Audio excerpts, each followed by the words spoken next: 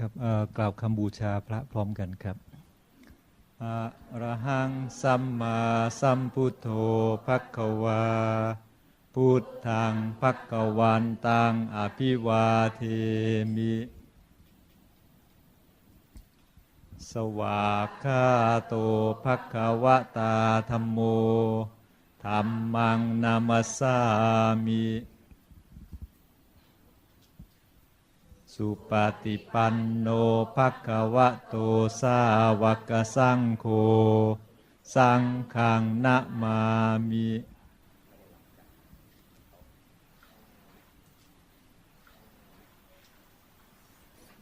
เอกสารที่ทำให้อาจจะไม่พอ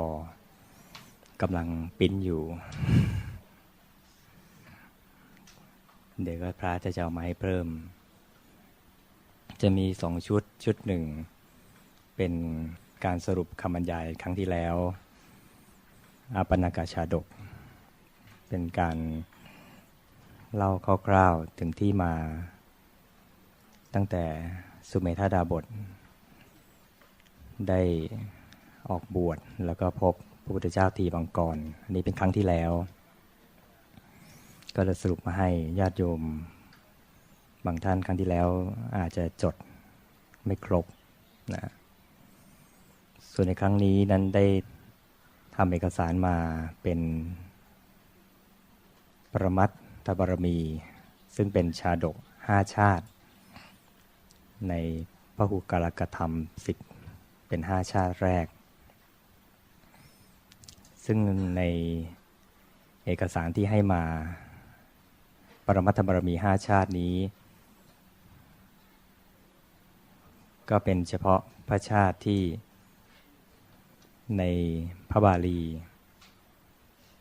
ก็ได้ยกเอาปรมัตถบารมีซึ่งในบาลีได้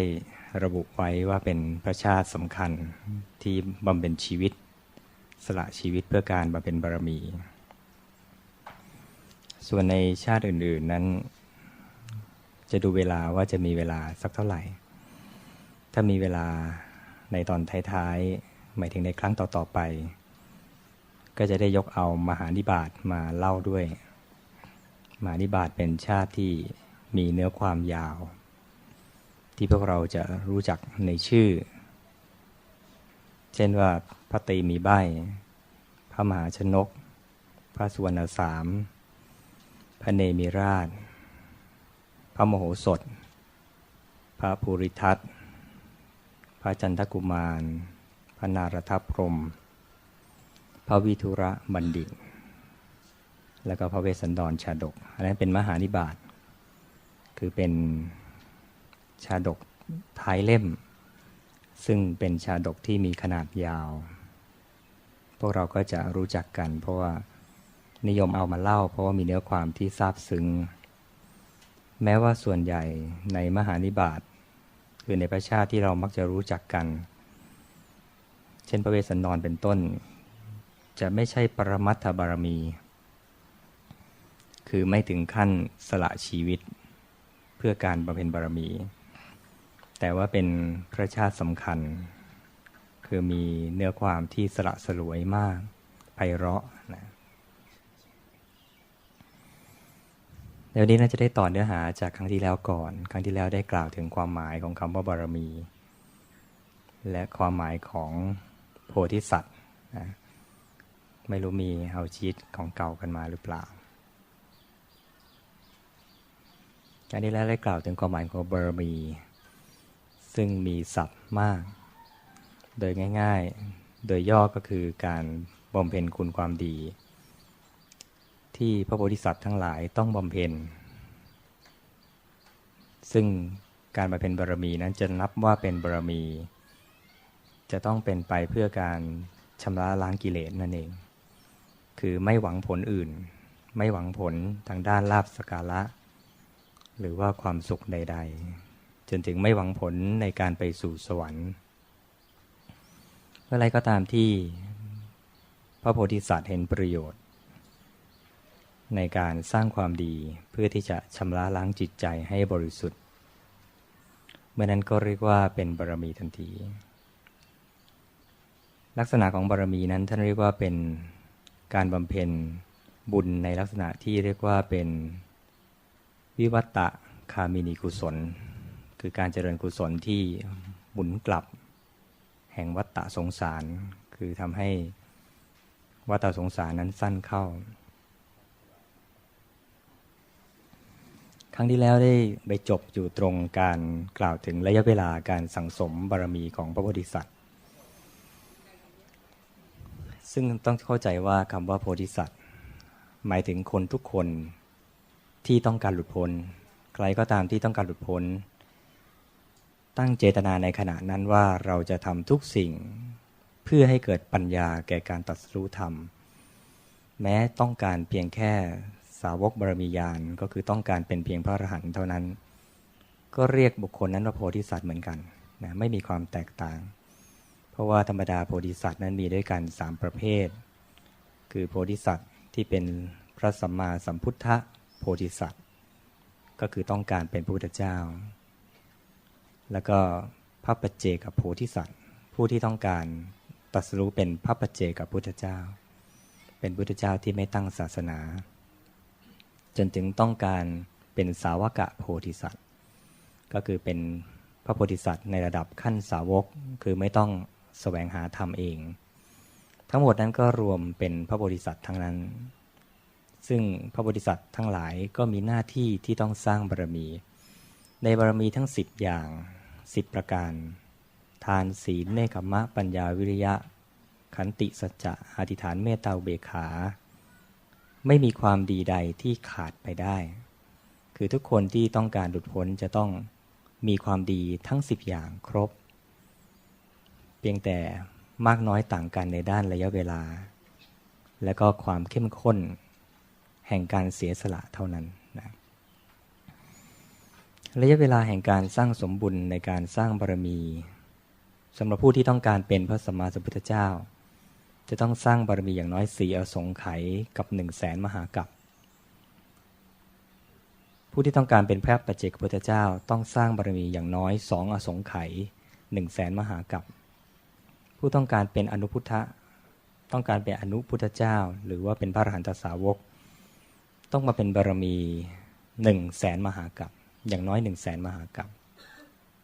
โดยความหมายทั่วไปคำว่ากัปก็หมายถึงเวลาอายุของโลกนั่นเองโลกใบนี้ที่เราอยู่โลกใบนี้ที่เราอยู่มีอายุยาวนานเท่าไหร่คำว่ากัปก็มีความยาวเท่านั้นนะซึ่งการเป็นบารมีของพระโพธิสัตว์นั้นผู้ต้องการบรรลุพระสัมมาสัมโพธิญาณยังมีข้อแตกต่างในด้านเวลาอย่างนี้อีกก็คือธรรมดาผู้ที่จะเป็นพระพุทธเจ้ามีความยิ่งหย่อนด้วยกัน3อย่าง1ก็คือเด่นด้านปัญญาเรียกว่าเป็นปัญญาธิกะ2คือเด่นด้านศรัทธาเป็นศรัทธาธิกะและ3เด่นด้านความเพียรเรียกว่าวิริยาธิกะธรรมดาพระโพธิสัตว์ที่มีปัญญามากที่สุดเรียกว่าเด่นด้านปัญญาผู้เป็นโพธิสัตว์มีปัญญาแก่กล้าจะต้องบำเพ็ญบารมีนั้น4อสงไขย100,000 มหากัปคือน้อยที่สุดคือคนที่เด่นด้านปัญญานี้ใช้เวลาตรัสรู้น้อยที่สุดพระโพธิสัตว์ที่มีปัญญาปานกลางเป็นศรัทธาธิกะคือเด่นด้านศรัทธาหมายถึงว่าปัญญาเจตสิกมีมากแต่ว่าไม่รวดเร็วช้ากว่าแต่เด่นเรื่องของมีความเชื่อมีความเลื่อมใสในคุณความดีมากมีจิตยินดีในกุศลธรรมมากจะต้องมาเป็นบารมีอย่างน้อย8อสงไขย100,000 มหากัปก็ยาวขึ้นไปอีก1เท่าตัวเพราะว่าปัญญาช้ากว่าพระโพธิสัตว์ที่มีปัญญาน้อยหรือมีปัญญาอ่อนเด่นด้านความเพียรคือปัญญาไม่เด่นจิตเลื่อมใสศรัทธาในคุณความดีนั้นก็ไม่เด่นชัดแต่ว่ามีความเพียรแก่กล้ากำหนดระยะเวลาถึง16อสงไขย100,000 มหากัปก็เท่ากับว่ามากกว่าอีกถึง4เท่าจากพระพุทธเจ้าที่เป็นปัญญาธิกะเด่นด้านปัญญานะจะเห็นได้ว่าผู้ที่เป็นพระพุทธเจ้านั้นถ้าหากว่าไม่ใช่เด่นด้านปัญญาคือไม่ได้มุ่งต่อการศึกษาธรรมหรือว่า เรียนรู้ธรรมอย่างจริงแท้เนี่ยจะเป็นประเภทสัทธาธิกะบ้างวิริยาธิกะบ้างก็ใช้เวลายาวนานออกไปอีกตัวเราเองเนี่ยก็ต้องพิจารณาเหมือนกันว่าพวกเราเป็นโพธิสัตว์ประเภทไหนนะพวกเราเองเด่นด้านการศึกษาธรรมหมั่นพิจารณาธรรมเป็นปัญญาธิกะหรือเปล่าหรือว่าเราเองเพียงเป็นผู้ที่ตั้งมั่นด้วยศรัทธาในกุศลธรรมแต่ไม่ค่อยชอบศึกษาไม่ค่อยชอบฟังธรรมไม่ค่อยชอบพิจารณาธรรมอย่างนี้ก็เด่นด้านศรัทธาเช่นคนที่นิยมที่จะให้ทานรักษาศีลเป็นต้นแต่ว่าไม่ค่อยได้เจริญภาวนานี่ก็จะเด่นด้านศรัทธามากหรือว่าเราเองเป็นคนที่มีความเพียรสูงอาจจะไม่ได้มุ่งที่จะขวนขวายแสวงหาธรรมคือความรู้แต่ว่าเมื่อมีครูบาอาจารย์แนะนำพร่ำสอนอย่างไรก็ทำตามไปด้วยใจสัตย์ซื่อด้วยความพยายามอย่างนี้ก็เด่นด้านวิริยะก็จะใช้เวลายาวนานออกไปนะนี่การบำเพ็ญบารมีของโพธิสัตว์นั้นยังแบ่งเป็น3ช่วงเวลาช่วงเวลาแรกก็คือบารมีตอนต้นก็คือบุคคลนั้นได้ตั้งความปรารถนาไว้ว่าจะเป็นพุทธเจ้าคือแค่คิดอย่างเดียวเรียกว่ามโนปณิธานตั้งปณิธานทางใจยังไม่เปล่งวาจานั้นออกมาคือยังไม่มีการบำเพ็ญบารมีทั้ง10อย่างนะนี่เรียกว่าบารมีตอนต้นในช่วงที่2เรียกว่าบารมีตอนกลางคือนับแต่พระโพธิสัตว์นั้นได้เริ่มเปล่งวาจาว่าเรานั้นจักเป็นพุทธเจ้าในอนาคตการให้ได้แล้วก็เริ่มต้นบำเพ็ญบารมี10พร้อมกับการกล่าววาจานั้นในช่วงนี้เรียกว่าในช่วงที่เจริญในวจีปณิธานก็คือมีการตั้งความเพียรด้วยการเปล่งวาจาแล้วมีการปรารถนาในพุทธภูมิทุกๆชาติไปแต่ว่ายังไม่ได้รับพุทธพยากรในช่วงเวลาที่3พระบารมีตอนปลายนับแต่โพธิสัตว์นั้นได้รับพุทธพยากรแล้วจากพุทธเจ้าพระองค์ใดพระองค์หนึ่งว่าจะได้เป็นพระพุทธเจ้าอย่างแน่นอนอย่างนี้จะเรียกโพธิสัตว์ประเภทนี้ที่มีความแน่นอนว่าจะได้ตรัสรู้แน่เรียกว่านิยตะนิยตะก็แปลว่าแน่นอนเป็นนิยตะโพธิสัตว์เป็นโพธิสัตว์ที่จะตรัสรู้ในเบื้องหน้าแน่ส่วนใน2ข้อแรกนี่เรียกว่าอนิยตะโพธิสัตว์คือยังไม่แน่นอนว่าจะตรัสรู้หรือไม่เพราะว่ามีผู้ที่สงสัยว่าธรรมดาคนเป็นโพธิสัตว์เนี่ยเปลี่ยนใจได้ไหมเช่นว่าเคยอธิษฐานจิตว่าต้องการเป็นพระสัมมาสัมพุทธเจ้าแล้วเกิดท้อแท้เผชิญกับความทุกข์มากเปลี่ยนใจได้หรือเปล่าตอบว่าขึ้นอยู่กับระยะเวลาการสร้างบารมีถ้าหากว่าการสร้างบารมีนั้นอยู่ในช่วงที่1กับ2คืออยู่ในช่วงของความตั้งใจแล้วก็เริ่มสร้างบารมีโดยถึงการเปล่งวาจาแล้วแต่ตราบใดก็ตามที่ยังไม่ได้รับพุทธพยากรยืนยันบุคคลนั้นเปลี่ยนใจได้คือเปลี่ยนใจว่าไม่เอาแล้วไม่เป็นสัมมาสัมพุทธเจ้าก็ได้อาจจะต้องการลดหลั่นเพียงแค่ต้องการเป็นปัจเจกพุทธเจ้าก็พอหรือคิดว่าไม่ไหวแล้วมันนานไปขอเป็นสาวกก็ได้อย่างนี้ก็เรียกว่าเปลี่ยนใจได้แต่ถ้าเกิดว่าเป็นนิยตะโพธิสัตว์หมายถึงพระพุทธเจ้าของเราพยากรณ์แล้วว่ายังไงต้องเป็นพุทธเจ้าแน่อย่างนี้เปลี่ยนใจไม่ได้แล้วนะถือว่าแน่นอนลงไปจิตจะไม่แปรผันระยะเวลาในการบำเพ็ญบารมีนั้นแตกต่างกันใน3ระยะก็คือทั้งมโนปณิธานทั้งวจีปณิธาน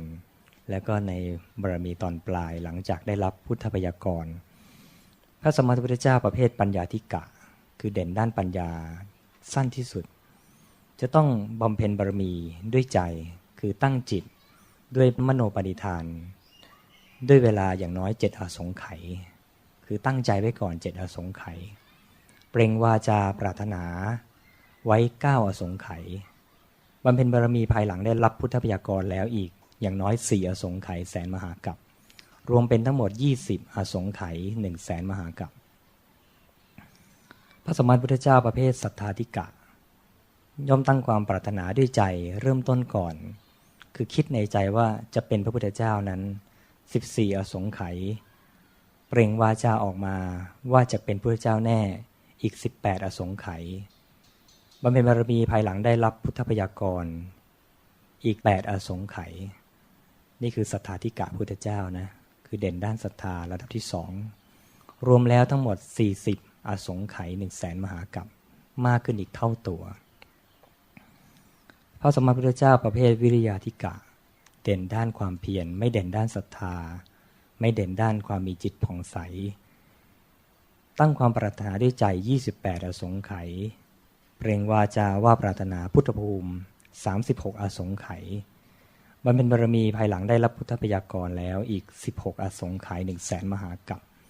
รวมทั้งหมดต้องมาเป็นบารมีถึง80อสงไขย 100,000 มหากัปนี่คำว่าระยะเวลาการมาเป็นบารมีเราเองได้ยินคำว่ากัปคำว่าอสงไขยนานเท่าไหร่ก็มีพระบาลีที่พระเจ้าได้ตรัสอุปมาพระเจ้าตรัสถึงคำว่ากัปก่อนในพระบาลีพระเจ้าได้ตรัสว่าดูกราภิกษุทั้งหลายกัปหนึ่งนั้นนานนักแลมิใช่ง่ายที่จะนับว่าเท่านี้ปีเท่านั้นปีเท่านี้100 ปีเท่านั้นพันปีหรือว่าเท่านี้แสนปีภิกษุได้ทูลถามว่าก็พระองค์จะอาจอุปมาได้หรือไม่พระเจ้าข้าพระเจ้าตรัสว่าอุปมาได้เหมือนอย่างว่าภูเขาหินลูกใหญ่กว้างยาวสูง1 โยชน์ไม่มีช่องไม่มีโพรงเป็นแท่งทึบบุรุษพึงเอาผ้าแคว้นกาสีมาปัดภูเขานั้น100 ปีครั้งหนึ่งภูเขาหินนั้นพึงถึงความหมดสิ้นไปเพราะความพยายามนั้นยังเร็วกว่าส่วนแห่งกัปหนึ่งยังไม่ถึงการหมดสิ้นไปเลยหมายถึงว่าถ้าหากว่าเอาผ้าเนื้อดีที่สุดเพียงเอามาปัดภูเขาทุก100 ปี1 ครั้งภูเขาที่กว้างยาวสูงเป็นแท่งทึบสี่เหลี่ยม1 โยชน์คูณ1 โยชน์โยชน์หนึ่งเท่ากับ16 กิโลเมตรภูเขานั้นจะหมดสิ้นไปลาบเป็นหน้ากรองแม้หมดไปอย่างนั้นแล้วเวลาแห่งกัปยังไม่สิ้นไปอีกประมาณหนึ่งพระพุทธเจ้าตรัสว่าเหมือนอย่างว่านครที่ทำด้วยเหล็กกว้างยาวสูงโยชน์หนึ่งเต็มด้วยเมล็ดพันธุ์ผักกาดกันเล็กๆนิดเดียวนะเมล็ดพันธุ์ผักกาดบุรุษพึงหยิบเอาเมล็ดพันธุ์ผักกาดเมล็ดหนึ่งออกจากพระนครนั้นโดยล่วงไปทุกๆ100 ปีให้หยิบออก1 เม็ด1 เม็ดเมล็ดพันธุ์ผักกาดนั้นพึงถึงความหมดสิ้นไปเพราะความพยายามนั้นยังเร็วกว่าส่วนแห่งกัปหนึ่งยังไม่ถึงการหมดสิ้นไปเลยกัปนานอย่างนี้นี่เป็นพุทธพจน์ที่พระเจ้าตรัสว่ากัปนั้นยาวนานมากตอนนี้มาดูคำว่าอสงไขยบ้างอสงไขยนี่ยาวกว่ากัปเยอะนะรวมกัปคือโลกแตกดับแตกดับแตกดับแตกดับเกิดดับเกิดดับเนี่ยนานแสนนานไม่รู้กี่พันกี่แสนครั้งจะรวมเข้าเป็นอสงไขยหนึ่งนะอสงไขยนี่มาจากบาลีอสังขยะนะสังขยาก็แปลว่าการนับนั่นเองอสังขยะแปลว่านับไม่ได้นะท่านก็กล่าวอุปมาไว้ในคัมภีร์มุนีนาถทีปณีนะอุปมาอย่างนี้ว่าฝนตกใหญ่มโหฬารทั้งกลางวันกลางคืนเป็นเวลานานถึง3 ปีติดต่อกันไม่ได้ขาดแห่งเม็ดสายฝนนั้นเลยจนน้ำนั้นเจิ่งนองท่วมท้นขอบจักรวาลอันมีระดับความสูงได้ 84,000 โยชน์ทีนี้ถ้าสามารถนับเม็ดฝนและหยาดฝนที่กระจายเป็นฟองใหญ่น้อยในขณะที่ฝนตกใหญ่3 ปีติดต่อกันนั้นนับได้จำนวนเม็ดฝนเท่าไหร่อสงไขยหนึ่งก็เท่ากับจำนวนปีเท่ากับเม็ดฝนและหยาดฝนที่นับในนั้นนี่ก็ยาวนานมากนี่คือความหมายความยาวนานของกัปแล้วก็อสงไขยนะนี่ธรรมดาในคำว่ากัปนี้แทรกเพิ่มขึ้นมาก็คือเราเองนับจำแนกกัปโดยเปรียบเทียบกับการตรัสรู้ธรรมของพุทธเจ้าเราจำแนกว่ากัปนั้นมี2 อย่าง1คือสุญญกัปก็คือกัปที่ว่างเปล่าจากพระพุทธเจ้าว่างเปล่าจากพระปัจเจกพุทธเจ้าว่างเปล่าจากพระเจ้าจักรพรรดินะเรียกว่าสุญญกัปก็คือกัปที่ว่างเปล่ากับ2คืออสุญญกัปคือกัปที่จะพึงมีพระสัมมาสัมพุทธเจ้ามาอุบัติมีปัจเจกพุทธเจ้าหรือว่ามีพระเจ้าจักรพรรดิมาอุบัติก็ได้เรียกว่าอสุญญกัปกัปที่ไม่ว่างเปล่าท่านจำแนกว่าอย่างนี้ว่าอสุญญกัปคือกัปที่ไม่ว่างเปล่านั้นจำแนกได้5 ประเภทที่1เรียกว่าสารกัปก็คือกัปที่ประกอบด้วยสาระก็คือคุณทั้งหลาย ในกลับนั้นจะปรากฏพระสัมมาสัมพุทธเจ้าพระองค์เดียวเนี่ยเรียกว่าสารกัป 2. มันดกัปนะมันดกัปหมายถึงกัปที่ประเสริฐคือกัปที่จะมีพระสัมมาสัมพุทธเจ้าปรากฏขึ้นถึง2พระองค์เรียกว่ามันดกัป 3. วรกัปกัปที่ประเสริฐอย่างยิ่งคือกัปที่ปรากฏว่ามีพระสัมมาสัมพุทธเจ้าปรากฏขึ้น3พระองค์ซึ่งพระสัมมาสัมพุทธเจ้าพระองค์ที่1จะพยากรณ์ถึงการเกิดพระองค์ที่2พระองค์ที่2จะทรงพยากรณ์ถึงการเกิดของพระองค์ที่3ในกลับนี้ท่านว่ามนุษย์ก็จะมีความบันเทิงใจมากเพราะว่ามีพระพุทธเจ้ามาเกิดถึง3พระองค์4คือสารมันดกัปคือกัปที่นอกจากประเสริฐแล้วยังประกอบด้วยสาระอันยิ่งคือกัปที่ประเสริฐยิ่งกว่านั้นคือปรากฏพระสัมมาสัมพุทธเจ้าถึง4พระองค์ขึ้นในกัปเดียวกันสุดท้ายภัทรกัปคือกัปที่ดีประเสริฐสูงสุดยอดเยี่ยมสูงสุดคือกัปที่ปรากฏว่ามีพระพุทธเจ้าปรากฏขึ้นถึง5พระองค์ซึ่งก็ได้แก่ในกัปนี้นั่นเองนะก็คือกัปที่มีพระพุทธเจ้าถึง5พระองค์ในกัปนี้ในโลกใบนี้มีพระเจ้า5พระองค์1พระกกุสันทะพุทธเจ้า2พระโกนาคมณะพุทธเจ้า3พระกัสสปะพุทธเจ้า4พระโคตมะพุทธเจ้าพุทธเจ้าของเราและสุดท้ายที่จะเกิดในอนาคตการก็คือพระศรีอริยเมตไตรหรือพระเตยะพุทธเจ้านะเรียกว่าภัททกัปก็คือกัปที่จะมีพุทธเจ้าถึง5พระองค์ด้วยกันนะ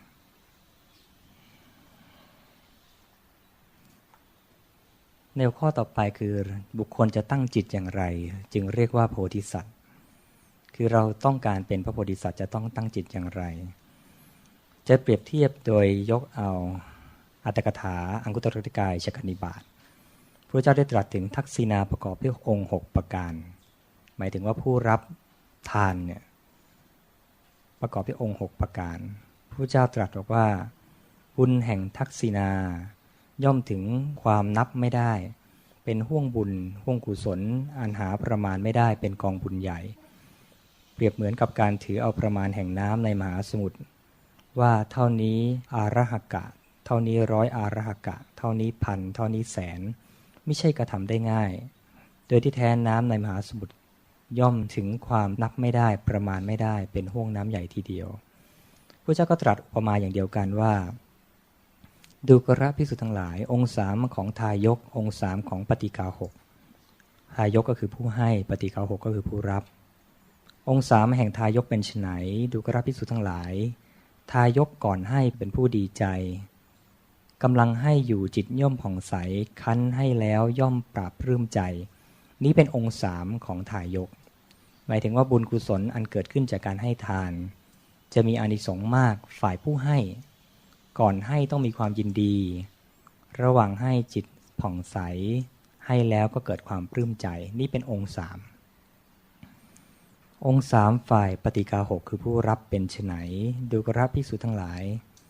ปฏิกาหกในศาสนานี้เป็นผู้ปราศจากราคะ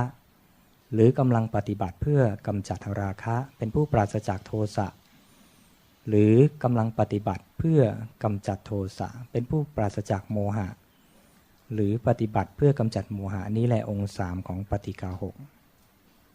ก็คือถ้าหากว่าการทำบุญประกอบด้วยองค์6นี้ก็จะทำให้ทักษิณานั้นมีผลหาประมาณไม่ได้นะในข้อที่ว่าผู้รับปราศจากราคะโทสะโมหะนี้เห็นชัดก็ได้แก่การให้กับพระอรหันต์นั่นเองหรือว่าบางท่านยังไม่ปราศจากโมหะแต่ว่าปราศจากกามราคะปราศจากโทสะก็มีเช่นพระอนาคามีเป็นต้นหรือผู้ที่กำลังภาคเพียรเพื่อทำให้ปราศจากราคะโทสะโมหะคือมีกามราคะเบาบางมีโทสะเบาบางแล้วเช่นพระสกิทาคามีเป็นต้นหรือว่าผู้ที่กำลังกระทำเพื่อทำให้ราคะโทสะโมหะน้อยไปเช่นพระโสดาบันเป็นต้นอย่างเงี้ยเรียกว่าเป็นปฏิฆาหกผู้รับที่ทำให้ทักษิณามีผลมากมีผลไม่มีประมาณนะเรียกว่าเป็นเนื้อนาบุญนั่นเอง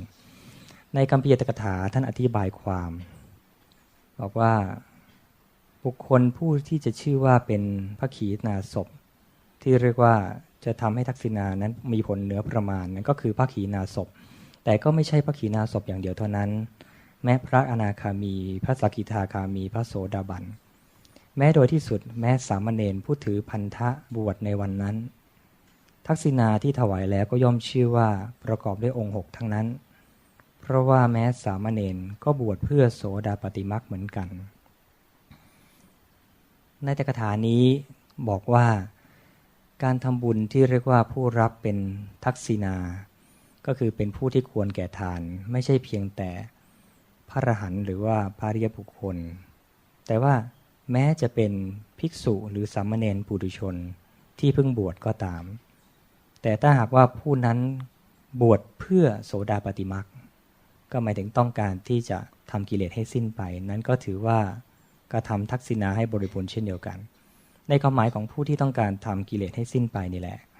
ก็คืออยู่ในความหมายของคำว่าเป็นโพธิสัตว์เหมือนกันนะฉะนั้นในการกระทำบุญนี้ถ้าหากว่าบุคคลกระทำบุญต่อโพธิสัตว์คือผู้ที่มีความภาคเพียรพยายามที่จะชำระล้างกิเลสให้หมดสิ้นไปก็ชื่อว่าได้ทำบุญต่อทักษิณาเหมือนกันนะทำต่อเนื้อนาบุญเช่นเดียวกันฉะนั้นในการตั้งจิตที่เราจะเรียกว่าจะตั้งจิตเป็นโพธิสัตว์ได้ก็ต้องตั้งจิตอย่างนี้ก็คือตั้งจิตเพื่อที่จะทำกิเลสให้สิ้นไปนั่นเองก็เรียกว่าบุคคลนั้นก็เป็นโพธิสัตว์เหมือนกันนะซึ่งบุคคลที่จะเป็นพระโพธิสัตว์ก็ต้องบำเพ็ญบารมีนะทั้ง10อย่างและถ้าหากว่าเป็นพระสัมมาสัมพุทธเจ้าก็ต้องบำเพ็ญบารมีทั้ง3ระดับก็คือบารมีชั้นสามัญขั้นอุปบารมีแล้วก็ปรมัตถบารมีนะนี่การแบ่งระดับบารมีการแบ่งหลายนัยยะมากนัยยะที่นิยมกันในการแบ่งระดับขั้นของบารมีท่านจะแบ่งอย่างนี้ว่าถ้าการมาเป็นบารมีนั้นเป็นเหตุแห่งการเสียสละเช่นบริจาคทรัพย์สินสมบัติบุตรภรรยาเป็นต้นเรียกว่าบารมีเฉยๆหรือว่าบารมีขั้นสามัญถ้าเป็นอุปบารมีคือการเป็นบารมีที่ต้องเสียสละอวัยวะของตัวเองเช่นดวงตาหรือแขนขาเป็นต้นอย่างนี้เรียกว่าอุปบารมีถ้าการมาเป็นบารมีนั้นเป็นเหตุให้ต้องเสียสละชีวิตของตนอย่างนี้เรียกว่าเป็นปรมัตถบารมีนั่นเองนะนี่การเป็นบารมีนั้นทั้ง10อย่างไม่ว่าจะเป็นการให้ทานรักษาศีลเจริญภาวนาจะเป็นด้านทานการให้การรักษาศีลถ้าหากว่าการรักษาศีลนั้นเป็นเหตุให้ต้องสละทรัพย์มากเพื่อให้รักษาศีลได้ก็เป็นบารมีขั้นสามัญถ้าหากต้องบริจาคอวัยวะเพื่อรักษาศีลก็เป็นศีลอุปบารมีถ้าหากต้องสละชีวิตเพื่อที่จะรักษาศีลให้สำเร็จก็เป็นศีลปรมัตถบารมีนั่นเองนะครับ